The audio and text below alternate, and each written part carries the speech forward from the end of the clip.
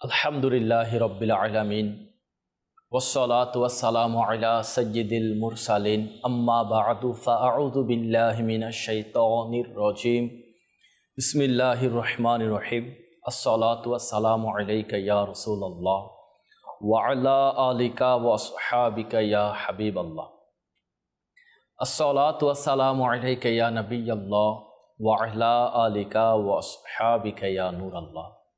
প্রিয় প্রিয় ইসলামী ভাইরা আর মাদানী চ্যানেলের দর্শক শ্রোতা, অনুষ্ঠান সাহাবীদের ইসলাম গ্রহণ, এই অনুষ্ঠানের মধ্যে আমরা এক একজন সাহাবায়ে কিরাম আলাইহিম রিদওয়ানের ইসলাম গ্রহণের ঘটনাবলী শ্রবণ করে থাকি। আজকেও আমরা একজন মহান আশিকে রসুল, মহান সাহাবী, জান্নাতি সাহাবী, প্রিয় নবী সাল্লাল্লাহু আলাইহি ওয়াসাল্লামের প্রিয় সাহাবী এর ইসলাম কবুলের ঘটনাবলী আমরা শ্রবণ করব। ইনি কোন কারণে ইসলাম কবুল করেছেন ওই বিষয়টা আমরা আজকে জানব। আসুন, এর পূর্বে আমি আপনাদেরকে দুরূদে পাকের ফজিলত সম্পর্কে আরজ করি। মিশকাত শরীফের মধ্যে রয়েছে, নবী করিম রফুর রহিম সাল্লাল্লাহু আলাইহি ওয়াসাল্লাম ইরশাদ করেন, জিবরাইল আমিন আলাইহিস সালাম আমাকে আরজ করলেন যে রব্বে করিম ইরশাদ করেন, হে মুহাম্মদ সাল্লাল্লাহু আলাইহি ওয়াসাল্লাম, আপনি কি এটার উপর সন্তুষ্ট নন যে আপনার উম্মত আপনার উপর একবার দুরূদ শরীফ পাঠ করবে, আমি তার উপর 10 বার রহমত নাজিল করি। আর আপনার উম্মতের মধ্যে থেকে যে কেউ একবার সালাম পাঠাবে, আমি তার উপর 10 বার সালাম পাঠাবো। সুবহানাল্লাহ। একবার দুরূদ শরীফ পড়লে আল্লাহ পাকের পক্ষ থেকে 10টি রহমত নাজিল হবে। একবার সালাম দিলে আল্লাহ পাকের পক্ষ থেকে 10 বার সালাম দেওয়া হবে ওই দুরূদ পাঠকারীকে। আল্লাহ পাকের সালাম দেওয়ার উদ্দেশ্য কি? আসুন, এটার ব্যাখ্যা আমরা শুনিনি। হাকিমুল উম্মত হজরত মুফতি আহমদ ইয়ার খান নঈমি রহমতুল্লাহ আলাইহি বলেন, রব্বে করিমের সালাম পাঠানোর দ্বারা উদ্দেশ্য হলো হয়তো ফেরেশতার মাধ্যমে তাকে সালাম বলা বা বিপদ আপদ থেকে নিরাপদ রাখা, সালামতি দিয়ে দেওয়া। তো আমাদের উচিত আমরাও যেন আমাদের প্রিয় নবী সাল্লাল্লাহু আলাইহি ওয়াসাল্লামের উপর বেশি করে দুরূদ আর সালাম পাঠ করি। যে যত বেশি দুরূদ সালাম পাঠ করবে তার উপর তত বেশি রহমত অবতীর্ণ হবে, তত বেশি সালাম অবতীর্ণ হবে, সে বিপদ আপদ থেকে নিরাপদ থাকবে। আল্লাহ করিম আমাদের সবাইকে দুরূদ আর সালাম পাঠ করার তৌফিক দান করুক। আসুন আমরা একবার দুরূদ শরীফ পাঠ করি। সল্লু আলাল হাবিব সাল্লাল্লাহু আলা মুহাম্মদ সাল্লাল্লাহু আলাইহি ওয়াসাল্লাম। আসুন পিস্তাইম ভাইরা, আমরা আজকে ওই মহান সাহাবী, সৌভাগ্যবান সাহাবীর ঘটনা শুনব যিনি ইসলাম গ্রহণ করেছে। ইসলাম গ্রহণ করেই ইনি জান্নাতি হয়ে গিয়েছে। আমার নবীর উপর ঈমান এনেছে, আল্লাহ পাকের উপর ঈমান এনেছে, আমার নবীর সহবতে ছিল। তো ওই মহান সাহাবীকে, ইনার নাম হচ্ছে হজরতে জুবাইর বিন মুতঈম রাদিয়াল্লাহু তাআলা আনহু। ইনি আমার প্রিয় নবী সাল্লাল্লাহু আলাইহি ওয়াসাল্লামের প্রিয় সাহাবী ছিলেন। ইনার ইসলাম কবুল এর ঘটনাটা খুবই সুন্দর, খুবই আশ্চর্য, খুবই মনোমুগ্ধকর ঘটনা। ইনি কিভাবে ইসলামকে গ্রহণ করেছিলেন, আসুন এই ব্যাপারে আমি আপনাদেরকে আরজ করছি। হজরতে জুবাইর বিন মুতঈম রাদিয়াল্লাহু তাআলা আনহু হলেন রাসূল পাক সাল্লাল্লাহু আলাইহি ওয়াসাল্লামের সাহাবী। তিনি মক্কা বিজয়ের পূর্বে ইসলাম গ্রহণ করেন, মদিনা মুনওয়ারায় বাস করতেন এবং সেখানেই ইন্তেকাল করেন। তিনি তার ইসলাম গ্রহণের ঘটনা বর্ণনা করতে গিয়ে বলেন, বদরের যুদ্ধে যে সকল অমুসলিম বন্দী হয়েছিল, আমি মক্কাবাসীদের পক্ষ থেকে ওই বন্দীদের ব্যাপারে আলাপ আলোচনা করার জন্য মদিনায়ে মুনওয়ারায় আসলাম। যারা বন্দী হয়েছে ওদের ব্যাপারে আলোচনা করার জন্য। যখন সেখানে পৌঁছলাম তখন মাগরিবের সময় ছিল। নবী করিম সাল্লাল্লাহু আলাইহি ওয়াসাল্লাম মাগরিবের নামাজ পড়ার ছিলেন। তার আওয়াজ মসজিদের বাহিরে শোনা যাচ্ছিল, অর্থাৎ নামাজে কোরআনে পাকের তিলাওয়াতের আওয়াজ এটা মসজিদের বাহিরেও শোনা যাচ্ছিল। প্রিয় নবী সাল্লাল্লাহু আলাইহি ওয়াসাল্লাম তখন সূরা তুর তিলাওয়াত করছিলেন। আমিও কুরআনুল কারীম শুনতে লাগলাম। জবান ছিল মাহবুবে খুদার, অর্থাৎ প্রিয় নবী সাল্লাল্লাহু আলাইহি ওয়াসাল্লামের। কালাম ছিল রব্বে রহমানের। এমন সুন্দর কণ্ঠ, এমন পরিপূর্ণ কালামের প্রভাব আমার অন্তরে প্রভাব বিস্তার করতে শুরু করল। এই সময় তিনি এই আয়াত পড়ছিলেন, যে আয়াতের তাসির, যে আয়াতের প্রভাব তাসিরের তীর হয়ে জুবাইর বিন মুতঈম রাদিয়াল্লাহু তাআলা আনহুর দিলের মধ্যে প্রবেশ করলো আর ইসলাম কবুল করে নিয়েছে। কেন বা কবুল করবে না? জবান তো আমার নবীর, কালাম আল্লাহ পাকের। এই সময় তিনি এই আয়াত পড়ছিলেন, ইন্না আযাবা রাব্বিকা লাওয়াকিউম মা লাহু মিন দাফি।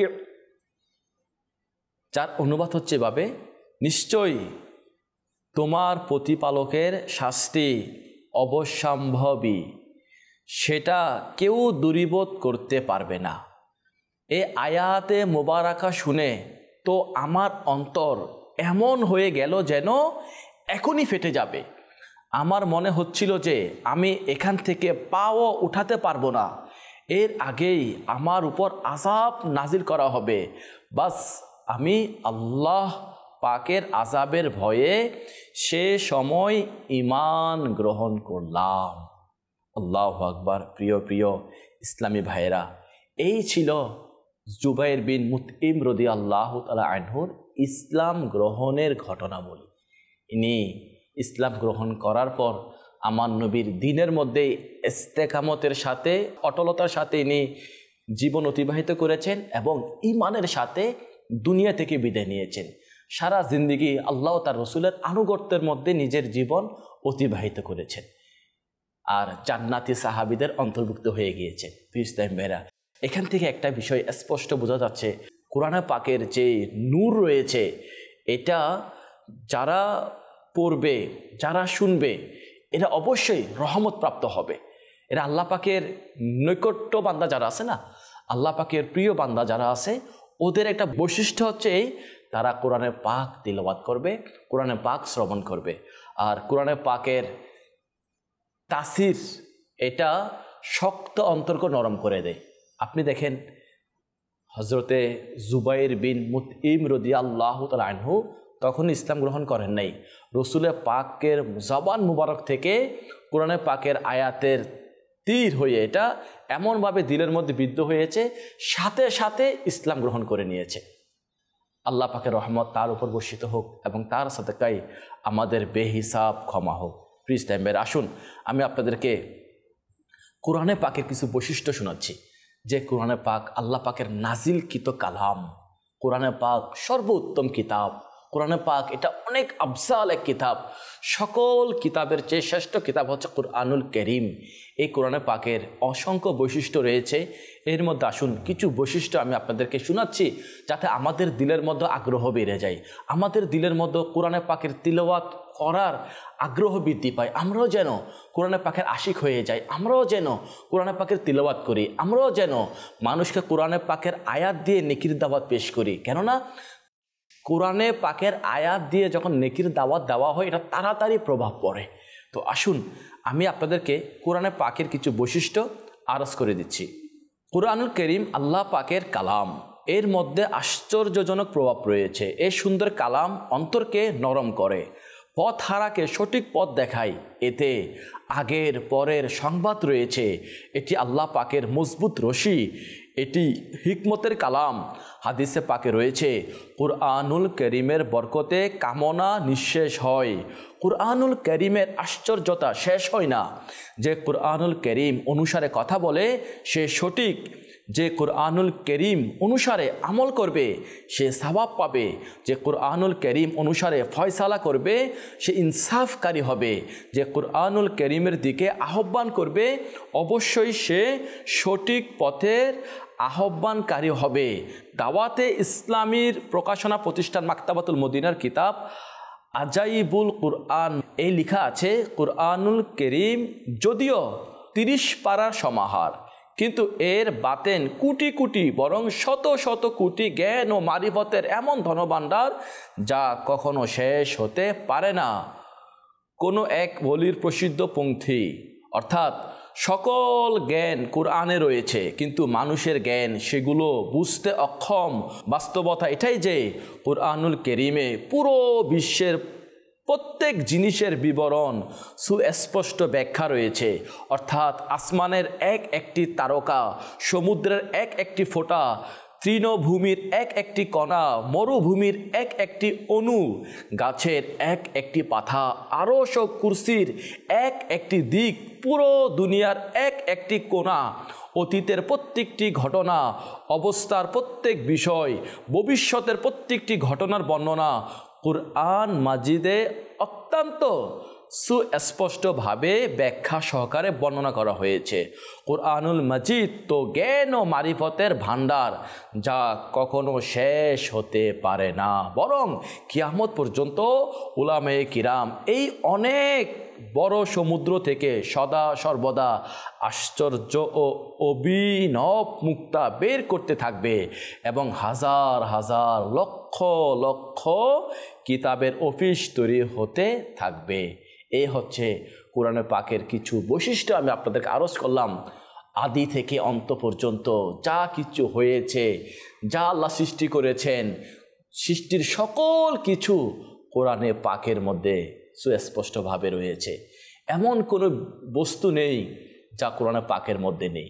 সকল কিছু আল্লাহ পাক কোরআনে পাকের মধ্যে রেখেছেন। এটা অত্যন্ত ফজিলতময় কোরআন, অত্যন্ত বরকতময় কোরআন। কোরআন তিলাওয়াতকারী সৌভাগ্যবান হয়ে যায়। কোরআন তো এটা বরকত আল্লাহ পাকের কালাম। কোরআন এটা হেদায়াতের একটা কিতাব। এটা ভাবে কোরআনের মোতাবেক যে চলবে সে হেদায়াতের পথ পেয়ে যাবে। আসুন প্রিয় ইসলাম ভাইরা আর মাদানী চ্যানেল দর্শক, আমি আপনাদেরকে আগ্রহ বৃদ্ধির জন্য কোরআনে পাকের কিছু ফজিলত হাদিসে মোবারক থেকে আমি আরজ করে দিচ্ছি, যাতে আমরাও কোরআনে পাকের আশিক হয়ে যাই। সাহাবায়ে কিরাম কোরআনে পাকের আয়াত শুনে ইসলাম ধর্ম গ্রহণ করেছে। শুধু 1-2 সাহাবী নয়, অসংখ্য সাহাবায়ে কিরামের ব্যাপারে আসছে ইনারা কোরআনে পাকের তিলাওয়াত শুনে ইসলাম ধর্ম গ্রহণ করেছে। ফারুক আজম রাদিয়াল্লাহু তাআলা আনহু যখন ইসলাম গ্রহণ করেছেন, তখন ইনার ঘরের সামনে একটা জায়গার মধ্যে কোরআনে পাকের তিলাওয়াত করতেন। অনেক মানুষ জড়ো হতো। ইনার তিলাওয়াতের আওয়াজ, ইনার কান্নাকাটি, কোরআনে পাক যেগুলো আল্লাহ পাকের আযাবের আয়াত আসতো, ভয়ের আয়াত আসতো, পড়ে পড়ে কান্না করতেন। এবং আল্লাহ পাকের সুসংবাদ এর আয়াত যখন আসতো শুকরিয়া আদায় করতেন। তো ফারুক আজম রাদিয়াল্লাহু তাআলা আনহুর কোরআনে পাকের তিলাওয়াত শুনে শুনে অনেক মানুষ ইসলাম গ্রহণ করে নিয়েছিলেন। তো কোরআনে পাক বড়ই বরকতময়। যে ঘরের মধ্যে কোরআনে পাক তিলাওয়াত করা হবে ওই ঘরের মধ্যে বরকত হবে। যে জায়গার মধ্যে কোরআনে পাকের তিলাওয়াত করা হবে ওই জায়গার মধ্যে রহমত নাজিল হবে। যে ব্যক্তি কোরআনে পাক তিলাওয়াত করবে সে উত্তম ব্যক্তিদের কাতারের মধ্যে চলে যাবে। যারা কোরআনে পাককে মজবুতভাবে ধরবে সে কখনো পথভ্রষ্ট হবে না। যে কোরআনে পাককে পড়বে, কোরআনে পাককে আমল করবে, কোরআনে পাকের মধ্যে যা নিষেধ রয়েছে তা ছেড়ে দিবে, যা আমল করার কথা বলা হয়েছে তা আমল করবে, এই কোরআনে পাক কিয়ামতের দিন তার জন্য সুপারিশ করবে।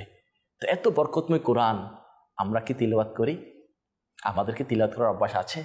আমরা কি কোরআনে পাকের তিলাওয়াত অপরকে শোনাই?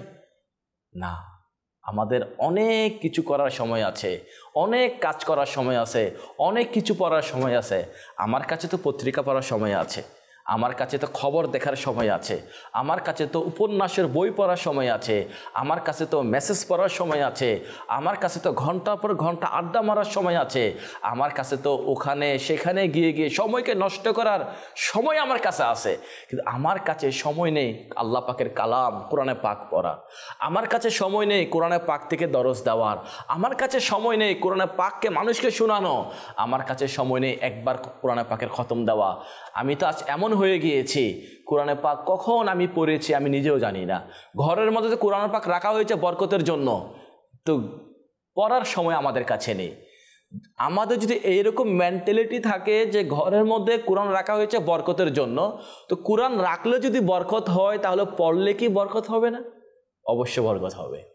আপনি কি কখনো দেখেছেন আপনার ঘরের আমার ঘরের মধ্যে কোরআনের পাক পড়ে আছে, মানুষ তো পড়ে তখন যখন মৃত ব্যক্তি মারা যায়, মৃত ব্যক্তির সামনে কোরআনের পাকে তিলাওয়াত করে, সে জানে তিলাওয়াত করলে মৃত ব্যক্তির উপকার হবে, রহমত নাজিল হবে। তো যদি কোরআনের পাক মৃত ব্যক্তির সামনে পড়লে মৃত ব্যক্তির উপকার আসে, জীবিত ব্যক্তি তিলাওয়াত করলে কি তার উপকার আসবে না? অবশ্যই আসবে, সে বরকত অবশ্যই পাবে। যে কোরআনের পাকের প্রতি আমল করবে সে অবশ্যই তার বরকত পেয়ে যাবে। আসুন প্রিয় ইসলামী ভাইয়েরা আর মাদানী চ্যানেলের দর্শক, আমি আপনাদেরকে কোরআনের পাকের কিছু ফজিলত আরজ করছি যাতে আমরাও কোরআনের পাকের তিলাওয়াতকারী হয়ে যাই। আল্লাহ রসুল সাল্লাল্লাহু আলাইহি ওয়াসাল্লাম ইরশাদ করেন, কিয়ামতের দিন কুরআনুল কারীম পাঠকারী আসবেন, তখন কোরআন আরজ করবে, হে রব্বে করিম তাকে জান্নাতি পোশাক পরিধান করাও। তখন তাকে জান্নাতি পোশাক পরিধান করানো হবে। এরপর কোরআন আরজ করবে, হে রব্বে করিম এর মধ্যে বৃদ্ধি করো। তখন তাকে বুজুর্গির মুকুট পরিধান করানো হবে। এরপর কোরআন আরজ করবে, হে রব্বে করিম তার উপর সন্তুষ্ট হয়ে যাও। তখন আল্লাহ পাক তার উপর সন্তুষ্ট হয়ে যাবেন।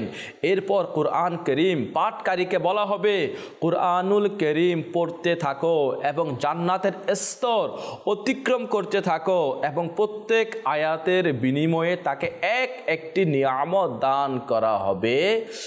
সুবহানাল্লাহ। তিরমিজি হাদিস নং 2924 মধ্যে রয়েছে। প্রিয় ইসলামের আপনারা শুনলেন তো, কোরআন পাকের তিলাওয়াতকারী কতই না সৌভাগ্যবান সে, কিয়ামতের দিন তাকে বুজুর্গির পোশাক পরিধান করানো হবে। কোরআন পাকের তিলাওয়াত করতে করতে জান্নাতের স্তরগুলো অতিক্রম করবে। আল্লাহু আকবার। আল্লাহ করিম আমাদের সবাইকে কোরআনে পাকের তিলাওয়াতকারী বানিয়ে দিক। আসুন না আমি আপনাকে আরও শোনাচ্ছি কোরআনে পাকের ফজিলত সম্পর্কে। আল্লাহ রসুল সাল্লাল্লাহু আলাইহি ওয়াসাল্লাম ইরশাদ করেন, আল্লাহ পাক কুরআনুল করিম শ্রবণকারী থেকে দুনিয়ার বিপদ দূর করে দেন এবং কুরআনুল করিম পাঠকারী থেকে আখিরাতের বিপদ দূর করে দেন।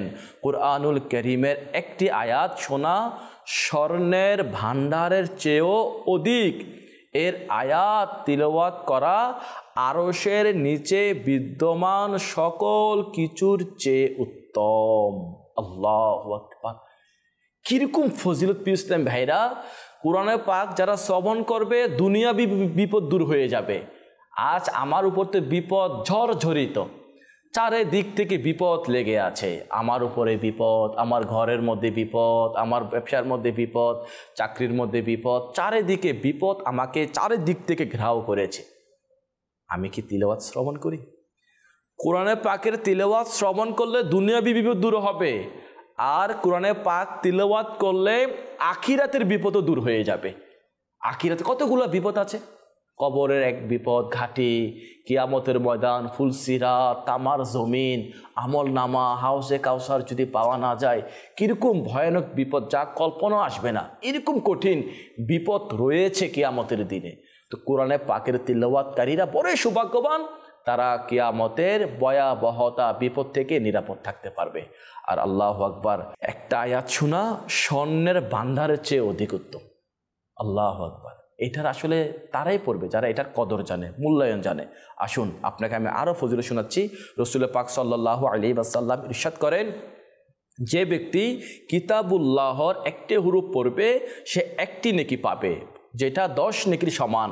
আমি এটা বলছি না যে আলিফ লাম মিম একটি হুরুফ, বরং আলিফ একটি হুরুফ, লাম একটি হুরুফ এবং মিম একটি হুরুফ। 3টি হুরুফ রয়েছে, একটা পড়লে 10টি নেকি, 3টি পড়লে 30টি নেকি। আল্লাহু আকবার। ইসলামের এত সওয়াব, এত ফজিলত, আমরা কেন তিলাওয়াত করব না?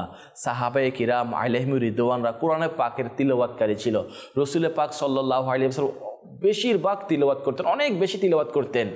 উসমানে গনি রাদিয়াল্লাহু তাআলা আনহু তিলাওয়াত করতেন, ফারুকে আজম রাদিয়াল্লাহু তাআলা আনহু তিলাওয়াত করতেন, সিদ্দিক আকবর রাদিয়াল্লাহু তাআলা আনহু তিলাওয়াত করতেন, মাওলা আলী মুশকিল কুশা রাদিয়াল্লাহু তাআলা আনহু তিলাওয়াত করতেন। অনেক বেশি তিলাওয়াত করতেন, অনেক বেশি তিলাওয়াত করতেন। তো আজ আমরা তিলাওয়াত নাই আমাদের মধ্যে। শুনুন, আমাদের আগের যুগের বুজুর্গানে কিরাম ইনারা তিলাওয়াতের ব্যাপারে আসছে। হাকিমুল উম্মত হযরত মুফতি আহমদ ইয়ার খান নুয়াইমি রহমতুল্লাহ আলাইহি বলেন, আমিরুল মুকমিনিন হযরত সাইয়েদুনা ওসমান গনি রাদিয়াল্লাহু তাআলা আনহু এক রাতেই কোরআন খতম করতেন। হযরত সাইয়েদুনা দাউদ আলাইহিস সালাম কয়েক মিনিটের মধ্যে জবুর খতম করে দিতেন। হজরতে সৈয়দনা আলীউল মুরতাদা রাদিয়াল্লাহু তাআলা আনহু ঘোড়ার উপর সাওয়ার হওয়ার সময় এক পা রেকাবে রাখতেই কোরআন মাজিদ শুরু করতেন এবং অপর পা অন্য রেকাবে রেখে ঘোড়ার জিন কোটে বসা পর্যন্ত এক খতম কোরআনে কারীম খতম করে নিতেন। ঘোড়ার একটার মধ্যে পা দিয়েছে, আরেক পা অন্যদিকে রাখার পূর্বেই কোরআনে পাক একবার খতম হয়ে যেত। তাহলে ভেবে দেখেন কোরআনে পাক পড়ার কি শান, আল্লাহু আকবার, কত বেশি কোরআনে পাক তিলাওয়াত করতেন। এভাবে আমরা যদি দেখি তাবি বুজুর্গ যারা ছিল ইনারা অনেক বেশি কোরআনে পাকের তিলাওয়াত করতো। আমরা সবাই জানি আমাদের মাযহাবের ইমামে আজম আবু হানিফা রাদিয়াল্লাহু তাআলা আনহু অনেক বেশি কোরআনে পাকের তিলাওয়াত করতো। ইনার ব্যাপারে আসছে মাহে রমজান যখন আসতো 61টি খতম দিতেন, সকালে একটি, রাতে একটি, এভাবে 30 দিনে 30টি এবং তারাবির মধ্যে একটি, 61টি, এবং ঈদের দিন আরও 2টি, মোট 63টি খতম ইনি ঈদের দিন এবং রমজানের মধ্যে খতম দিতেন। তাহলে একটু ভেবে দেখেন, ইনি অনেক বড় ব্যবসায়ী ছিল, অনেক কর্মচারী ইনার ছিল, ইনার পরিবার ছিল, সন্তান ছিল, সন্ততি ছিল, উনি দুনিয়াবি অনেক কাজ করেছে। এরপরও মাহে রমজানে 63 খতম ঈদ সহ। তাহলে একটু ভেবে দেখুন কত বেশি কোরআনে পাকের তিলাওয়াত করত। ইনি যে স্থানের মধ্যে উফাত হয়েছে ওই স্থানের মধ্যে 7000 বার কোরআনে পাকের খতম দিয়েছে। সাবিত বুনানী রহমতুল্লাহ আলাইহি ইনার ব্যাপারও আসছে, ইনি প্রত্যেক দিন একবার কোরআনে পাকের খতম দিতেন। এরকম বেশি কোরআনে পাকের আশিক ছিল। ইসলাম ভাইরা আর মাদানী চ্যানেল দর্শক, আমরাও নিয়ত করে আসুন না, আমরাও কোরআনে পাকের তিলাওয়াত করি। আমরা যদি তিলাওয়াত করতে না জানি, তিলাওয়াত শিখি। তিলাওয়াত শেখার জন্য আমাদের অনেক মাধ্যম রয়েছে। দাওয়াত ইসলামী আমাদের মাঝে আছে, আমরা তিলাওয়াত শিখতে পারবো। দাওয়াত ইসলাম আলহামদুলিল্লাহ আপনার 63 দিনের মাদানী কোর্স হয়ে থাকে। ওই কোর্সের মধ্যে দাওয়াত ইসলামী কোরআনের পাক শিক্ষা দিয়ে থাকেন। প্রত্যেক এলাকার মধ্যে দাওয়াত ইসলাম বিভিন্ন জায়গার মধ্যে, মসজিদের মধ্যে ইশারা নামাজের পরে 40 মিনিট 45 মিনিট কোরআনে পাক শিক্ষা দেওয়া হয়। যে জানে না সে শিখে, যে জানে সে শিখায়। এভাবে যদি কেউ বলে আমার তো হুজুর সময় নেই, আমি কোর্স 63 দিন কোর্স করতে পারবো না, আমি 30 দিনে কোরআন কোর্স করতে পারবো না, আমার সময় নেই আমার হাতের মধ্যে, আমি ব্যবসা বাণিজ্য কাজ কামের মধ্যে ব্যস্ত আছে, আমার কাছে সময় নেই। তো দাওয়াত ইসলামী এদের জন্য সুব্যবস্থা করে রেখেছেন। যারা বলে আমাদের কাছে ব্যবসা বাণিজ্য দুনিয়াবির কারণে আমার কাছে সময় মিলাতে পারতেছে না আমি, তাদের জন্য দাওয়াত ইসলামী অনলাইন কোরআনে পাক শেখার ব্যবস্থা করে দিয়েছেন। জি হ্যাঁ, দাওয়াত ইসলামীর অনলাইন কোরআন কোর্স রয়েছে। ওইখানে আপনি অ্যাডমিশন নিয়ে নেন, বাস আপনি রাতে দিনে যে কোনো সময় আপনি বলবেন আমি অমুক টাইমে কোরআন পাক শিখতে চাই।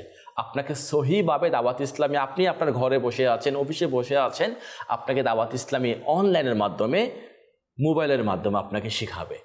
আপনি ঘরে বসে শিখতে পারবেন কোরআন পাক। শিখেন, শিখি কোরআন পাক। আমি সব ভাষা জানি, আমার রবের কালাম জানি না। আমি অনেক কিছু পড়তে জানি, করতে জানি, আমার রবের কালাম আমি জানি না, যেটা আমার জন্য সুপারিশ করবে, যেটা পড়লে আমি হেদায়েতের রাস্তা পাবো, যেটার প্রতি আমল করলে আল্লাহ খুশি হয়ে যায়। উত্তম ব্যক্তি যারা আছে না, এদের বৈশিষ্ট্য হবে এরা কোরআন পাকের তিলাওয়াত করবে। আল্লাহ পাকের নেক বান্দাদের একটা বৈশিষ্ট্য হচ্ছে তারা কোরআন পাকের তিলাওয়াত করবে।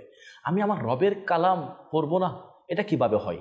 আসুন না আমরা নিয়ত করি, আগামী রমজান আসার পূর্বেই আমি কোরআনে পাক শিখে নেব, মাহে রমজানে আমি কোরআন পাকের খতম দেব। নিয়ত করা চাই ইসলামী ভাইয়েরা আর মাদানী চ্যানেল দর্শক। হায়াত ফুরিয়ে যাচ্ছে, হায়াত থাকলে নিয়ত করি বাস আমি কোরআনে পাক শিখব। আমি প্রতিদিন 1 পারা করে পড়ি, 30 দিনে 30 পারা আমার হয়ে যাবে। প্রতিদিন 1 পারা করে পড়ি, চেষ্টা করলে আমরা পারবো। হিম্মত নিয়ে, আমরা সাহস নিই, আমি কোরআনে পাক শিখব। বাস শেখার জন্য ব্যবস্থা রয়েছে, শুধু আমার একটা মন মানসিকতা তৈরি করতে হবে, আমি কোরআন শিখব। মানুষ দেশের বাইরে যখন যায়, কেউ আছে কোরিয়ান ভাষা শিখে নিচ্ছে, কেউ মালয়েশিয়ান ভাষা শিখে নিচ্ছে, কেউ ইউএস গেলে ওইখানকার ভাষা শিখে নিচ্ছে। অনেক মানুষ বিভিন্ন দেশে গেলে ওই জায়গার ভাষাটা শিখে নেয় টাকা ইনকামের জন্য। তো কোরআনে পাক শিখে নিলে আমি জান্নাতের মতো নিয়ামত পাবো আল্লাহ পাকের দয়াতে। কোরআনে পাকে তিলাওয়াত করলে রহমত নাজিল হবে, আল্লাহ পাক খুশি হবে, আল্লাহ রসুল খুশি হবে, অন্তরে নূর সৃষ্টি হবে। আর অবশ্যই প্রত্যেক মুসলমানকে কোরআনে পাক শিখতে হবে। নামাজের মধ্যে তো কোরআন পড়তে হয়, নামাজের মধ্যে কোরআন পড়া ফরজ। যদি আমি নামাজের মধ্যে কোরআন পড়তে না পারি, আমার নামাজ তো হবে না। তো আমার নামাজ যদি না হয়, আমার আল্লাহকে আমার প্রতি খুশি হবে নয়। নামাজ পড়তে হবে, কোরআনে পাক শিখতে হবে। শেখার জন্য আমাকে চেষ্টা করতে হবে। আমি শিখি, আমার পরিবারকে শিখাই। আমার বাচ্চাদেরকে শেখাই, আমার পরিবারে যে আছে তাদেরকে আমি শেখাই। তারা জানে না, দাওয়াত ইসলামীকে আমরা খুঁজে বের করি। আমার এলাকাতে দাওয়াত ইসলামী আছে, আমি বলি ভাই আমার সন্তানকে শেখানোর ব্যবস্থা করে দিন, আমার বাবা আমার ভাইকে আমার বোনকে শেখানোর ব্যবস্থা করে দিন। অসংখ্য মাধ্যম রয়েছে, চাইলে আমরা শিখতে পারি, শুধু একটু আমার আগ্রহ। নিয়ত করি প্রিয় ইসলাম ভাইয়েরা আর মাদানী চ্যানেল দর্শক, আমি কোরআন শিখব, আমি আমার রবের কালাম শিখব। আমি কোরআন না শিখে মারা যাব না, আমি কোরআন শিখে মারা যাব। এমন যেন হয় কোরআনে পাক যেন আমার জন্য কিয়ামতের দিন সুপারিশ করে। কোরআনে পাক যেন বলে আল্লাহ এই তিলাওয়াত করতো।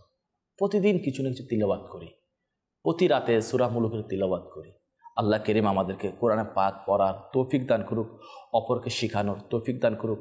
মুসলিম শরীফের হাদিসে পাকের মধ্যে একটা হাদিসে পাক এভাবে রয়েছে, আল্লাহ রসুল সাল্লাল্লাহু আলাইহি ওয়াসাল্লাম ইরশাদ করেন, আমি তোমাদের মাঝে দুইটি বড় জিনিস রেখে যাচ্ছি, যে দুইটির মধ্যে হতে প্রথম হলো আল্লাহর কিতাব, যেটাতে হেদায়াত ও নূর রয়েছে। তোমরা আল্লাহ পাকের কিতাব নাও, সেটাকে মজবুতভাবে ধারণ করো। আরেকটি হলো আমার আহলে বাইত, আমি তোমাদেরকে আমার আহলে বাইতের ব্যাপারে আল্লাহ পাকের ভয় প্রদর্শন করছি। প্রিয় ইসলাম ভাইরা, আপনারা শুনলেন তো দুইটি বড় জিনিস, এক কোরআন, এক আহলে বাইত। আল্লাহ পাক আমাদেরকে কোরআনে পাক তিলাওয়াত করার তৌফিক দান করুক, কোরআনে পাক মোতাবেক জীবন অতিবাহিত করার তৌফিক দান করুক। আলহামদুলিল্লাহ, আমরা আজকের এই অনুষ্ঠানে শুনতে পেলাম কোরআনে পাকের বরকতে সাহাবায়ে কিরাম ইসলাম কবুল করেছেন। সাহাবায়ে কিরাম কোরআনে পাকের তিলাওয়াত করতেন, বুজুর্গানে দিন কোরআনে পাকের তিলাওয়াত করতেন। এরই ধারাবাহিকতায় আলহামদুলিল্লাহ দাওয়াত ইসলামীও কোরআন শিখার জন্য বিভিন্ন মাধ্যম করে দিয়েছেন। অবশেষে আবারও দাওয়াত পেশ করছি, আমরা যে যেখানে আছি নিজ নিজ মাধ্যমে আমরা কোরআনে পাক শিখি। মাদানী চ্যানেলের মাধ্যমে কোরআনে পাক শেখানো হয়। আপনি মাদানী চ্যানেলের অনেক প্রোগ্রাম পাবেন, যেখানের মধ্যে শুরু থেকে মাদানী কায়দা পড়িয়ে পড়িয়ে কোরআনে পাক শিক্ষা দেওয়া হয়। অনেকগুলো কোরআনের আয়াতকে সূরাকে শুদ্ধ করানো হয়। আমরা কোরআনে পাক শিখি, অপরকে শিখাই। আল্লাহ তৌফিক দান করুক, আমিন। বিজাহি খাতামিন নাবিয়িন সাল্লাল্লাহু আলাইহি ওয়াসাল্লাম। ভালো থাকুন, সুস্থ থাকুন, মাদানী চ্যানেল দেখতে থাকুন। দেখা হবে অন্যদিন অন্য এক সাহাবিয়ে রসুল আলাইহিম রিদওয়ানের ইসলাম গ্রহণের ঘটনাবলী নিয়ে। সাল্লু আলাল হাবিব সাল্লাল্লাহু আলাইহি